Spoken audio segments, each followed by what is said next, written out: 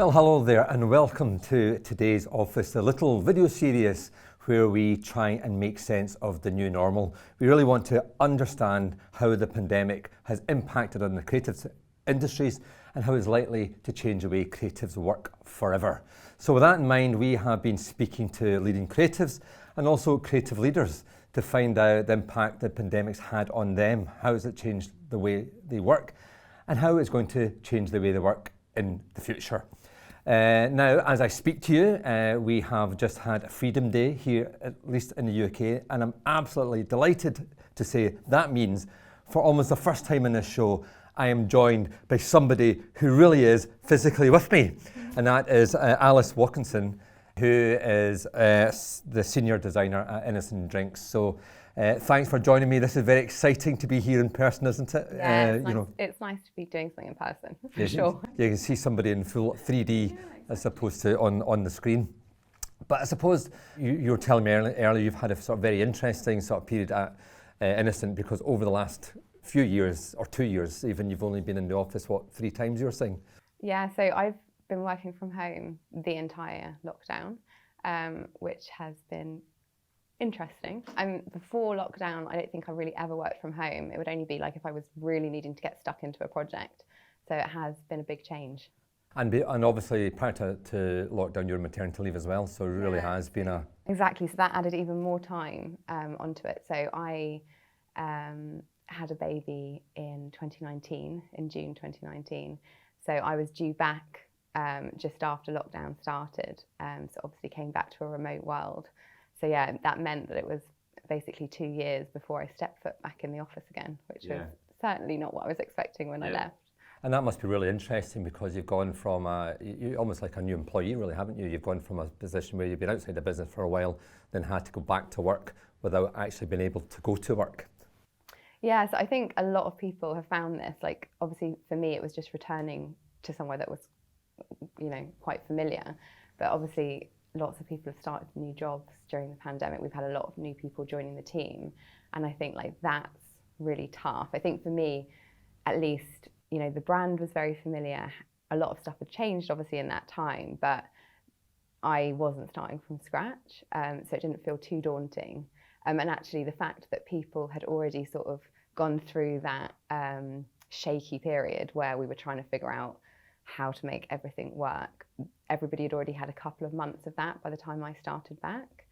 So I kind of feel like I was quite lucky because I missed that transition period. And for me, it was more just that everyone was so used to being on like Teams and video calls. And I was still kind of like, oh my God, I can see inside their house. This is so weird. And what has the experience been like as a creative? Do you think it's been handicap, or has it been, has it been upsides to it, or? I think it's been a mix. I think certainly through lockdowns, there's been quite a lot of creative fatigue. Trying to stay inspired and stay really creative when you can't really leave the four walls of your house is really challenging. So I think there's been periods where I think creativity's probably suffered a little bit because of that. But I think, as a team, we've really tried to find ways around that. So for inspiration, one thing that we've done is we've introduced inspiration days. So once a month, everyone can take a day to get inspired. So obviously now that things are opening up, that's a bit easier. But I don't know, for example, I did lino printing one day when I couldn't really go out. I've been to exhibitions. This week, I'm going to go to Selfridges and a few other shops and go and look at some packaging and just get inspired. So just to get out of those four walls and do something different and just get away from your projects has been really valuable for our team, actually, just to try and stay inspired. And is that a monthly day? They monthly. can just take a day off to actually just go and recharge the creative batteries, really, or? Yeah, it's been great. We're really lucky to have that. Yeah, and how big is your team? It's quite big now, so it's grown a lot actually in the last few years. There's 24 people in the creative team at Innocent. So yeah, video calls can be quite interesting when there's that many people. But yeah, it's good. And I suppose the interesting thing, I suppose a lot of people might not really understand, you've got such a big in-house team. what things do you do? If you don't know the industry, you might think, well, you've got the packaging established. What on earth can keep 24 people occupied? It is a good question. I do sometimes wonder how, like, even with 24 people, we still use agencies, we still have freelancers, and we still have more work than we can do. So, yeah, it's a good question. So we do obviously like a lot of work for all of the different regions. So a lot of people might not know, but Innocent is all across Europe. It's also in Asia now. So we're in lots of different countries and territories. So obviously are doing marketing and ads and campaigns and packaging for all of those places. Like also have, so social media is like very sort of central to our brand and like how we talk to our drinkers and stuff. So our team like helps support with a lot of that stuff. And also culture is like really important at Innocent. So our team also supports with a lot of like internal comms and events and things like that. Yeah, I suppose one of the big challenges you have anyway, is not only in a sort of remote working scenario or a pandemic scenario, is the fact that you have such a big internal team, you've got a global team, and you've got a whole host of outside agencies and suppliers. So actually coordinating that must be a challenge. Yeah, I think it's kind of, I don't know, like something that you're never going to like have perfect.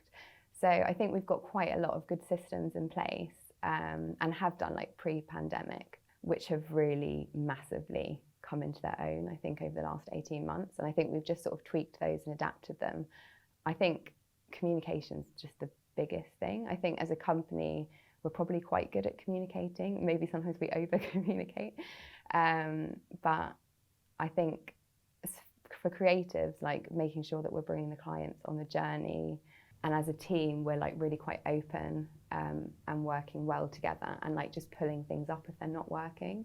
I think that's something we've got quite good at actually over the pandemic, is like just like, I suppose, failing quick. Like if something's not working, move on, try something else, because you just don't know in this environment like what is going to work, and what works sometimes for us in the UK isn't going to work so well for some of the other regions, especially if they're like in totally different lockdown situations to us. So I think it's just like constantly like adapting and looking at the best way forward. Yeah, that's really interesting. You're having to innovate differently because of what's happening in the market. But have you any sort of examples of things you've tried, maybe things that haven't worked as well as you hoped, maybe things which have worked better than you expected? Yeah, so I think we've definitely mixed stuff up a bit. I think we've always had a meeting called Crit, where we bring along all of our work, and it's an opportunity for everybody to feed in and basically push each other creatively. Before the pandemic, that was obviously in person, and we had the physical work in front of us, and it was very casual, very kind of relaxed type of meeting. And we found that as soon as we were doing that remotely, it just fell so flat. We were really struggling to like, I guess, be honest with each other and to be really open. And I think, we were in danger of like maybe the creative also falling a bit flat because of that. So yeah, we've kind of like just tried loads of stuff at like mixing it up. So we do a different person each week does a icebreaker. So I don't know, like an origami butterfly we did one day. Another day we did our eyes closed drawing a bicycle, doing like little breakout rooms, so people are presenting to smaller amounts of people, using the chat and whiteboard and things like that, so that everybody can input if they don't feel comfortable giving maybe difficult feedback in front of a whole group of people. And one thing we just tried recently, we called it Dark Crit, and it was like only negative feedback was allowed, just to try and get people really comfortable with giving negative feedback or constructive feedback. And we kind of made it a bit of a social thing. We had beers, we did it in quite small groups, and more looked at kind of like external work. So the stakes weren't quite so high. So yeah, we've just been trying stuff like that. Yeah, that sounds great fun. Dark Crit, yeah, try that. So fun, basically you're fun. licensed to insult. Yeah, basically, like, go for it. Yeah. But do you find that people are not as honest when they're working remotely then? It's much easier to be honest in a sort of a person-to-person environment? I suppose it probably depends on the personality type. I think generally most people find it harder. I think if it's a one-on-one situation on your video call, it's probably not that dissimilar, but I think it feels a bit more formal, doesn't it, when you're kind of making a point or calling someone out on something on screen. So yeah, I think in general that has been tougher. And obviously as creatives, that's such a big part of what we do, is like taking feedback and using that to make the creative better. Mm-hmm. And I suppose actually the thing about these sort of systems and tools we've got in place is that, and we were sort of talking about this earlier as well, there's a sense that if the pandemic had happened 5 years ago, we would have been well and truly in real trouble. Because actually what has actually helped us is the fact all this new technology is now available. And I'm not only talking about the obvious stuff like the Zoom, but obviously the sort of the management tools, the collaboration tools. How much, to what extent have these helped you through this period? Oh, hugely. So I think we used most of them before, but not really probably very well, and probably weren't using like a lot of the different features. And I think this has like really sped that knowledge up and really forced us to look at where the value lies with technology and how we can use it to our advantage. In our team, we're all massive fans of Trello. And yeah, we use that for all of our workflow, and it's massively helpful for not only kind of keeping on top of what you're working on or your direct reports are working on, but also just like broadly as a team, we can put all our announcements on there, or like, anything that's kind of going on. And we use Teams for like video calls, but also just for like chat and channels. There's channels on there about plants and pets, and there's an inspiration channel, which is amazing. Like, the most random stuff goes on there, but also just like campaigns that people have seen. And we had different ways of sharing inspiration before, but it was never in one place.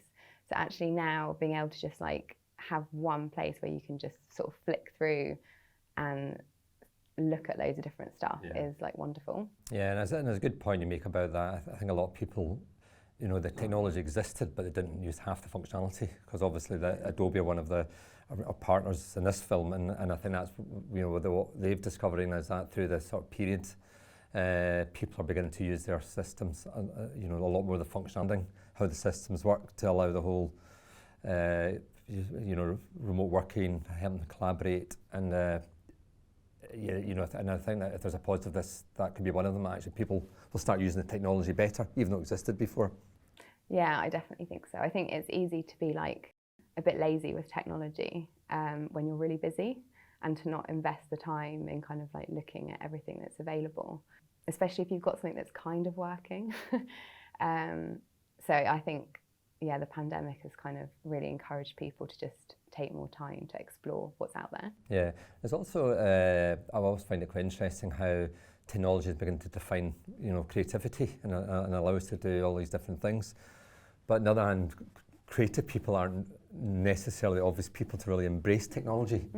Is that, how do you encourage, your team to actually start use the systems? They're maybe coming in as, graphic designers, very visual people, very strong right side brain, maybe not as logical and well organized as they could be. Yeah, it's a good question. I think, I don't know, we haven't really had that challenge too much in our team. I think people have been really open to using new ways of working. I think maybe that's because we've had some people in our team who have been excellent at putting the systems in place and making it really easy.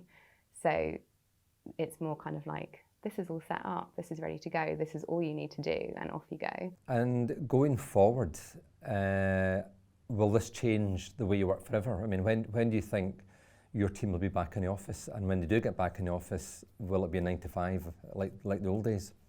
Yeah, so I really hope that this is, we're just going to keep moving forward from here. And I think, definitely for Innocent, we're going to have a flexible approach, so like a hybrid approach. So we can work from home, but we're also expected to be in the office for some period of the week.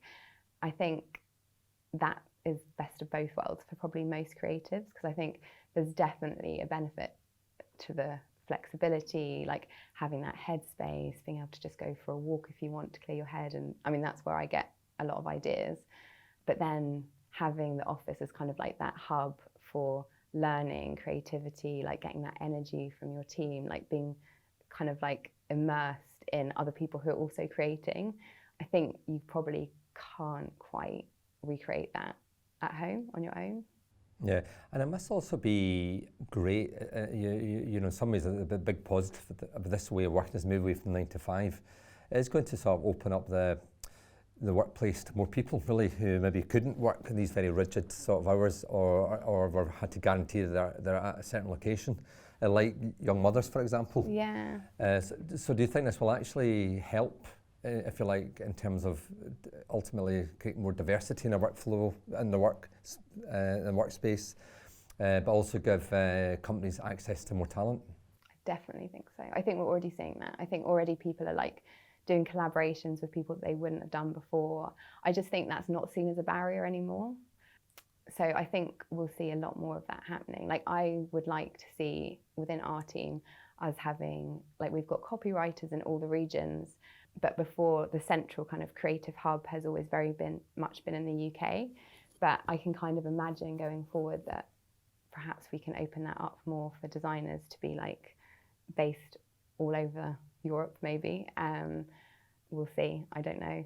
But I definitely think that there's going to be a lot more opportunity for brands to do that. I think people are just thinking differently now. Yeah, it could actually be a really exciting time for us. Maybe we're sort of on the cusp of a whole new golden era. Yeah, I definitely think so. I think especially for the creative industries, that's such a positive thing, because obviously, you know, there's always criticism around the creative industries of it being like not as diverse as it could be. So hopefully, things like that with flexibility and like people living in different places, it will open it up even more. Yeah. And looking back over the last year, is there any sort of project you've worked on which you look back and almost think it defines, you know, what you've been through? Well, one project that I worked on when I sort of first came back really was a lovely campaign. I think we've seen quite a lot of this during lockdown, like people have really kind of embraced community and that kind of idea of kind of like looking at stuff on a smaller scale and how they can help and what they can do to impact. And I think we've seen that through design and creative, like really responding to that. So we did a campaign in Benelux, which was basically helping small sort of charities and supporting them. So kind of really getting local communities involved, and we supported it through the sales of our juice. And it was a very kind of like uplifting, bright and bold campaign. So for me, it was like wonderful to work on because it was just like really fun and colourful. So yeah, that was really good. That's great. Well, on that optimistic note, thank you very much, Alice. That is unfortunately all we have got time for.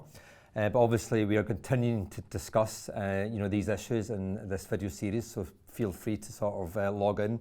We have a few more online. And if you want to have a bit of a deeper dive and look at the issues around what the new normal is actually going to mean for our industry, the Drum in partnership with Adobe, who are also partnering this video series, have created a bit of research, and you'll be able to access that research by following the links in the article underneath this video. Thanks for watching.